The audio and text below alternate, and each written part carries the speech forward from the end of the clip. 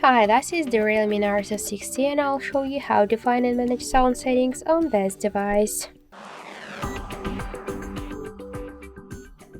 So first open the settings app and then scroll down to the sounds and vibration.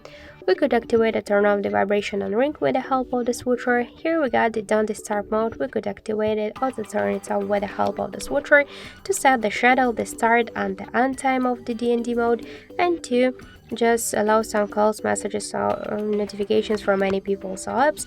And also we could use the ring for repeated calls and to silence media in don't disturb mode.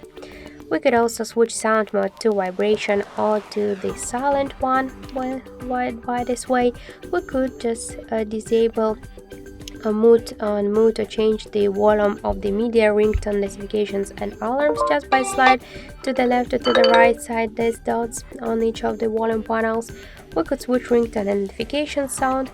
We could activate or turn off the real sound technology. In haptics and tones, we could activate or turn off the system haptics, and to turn on or turn off the dial pad tones, screen lock and lock sounds, screenshot sounds, deletion and touch sounds.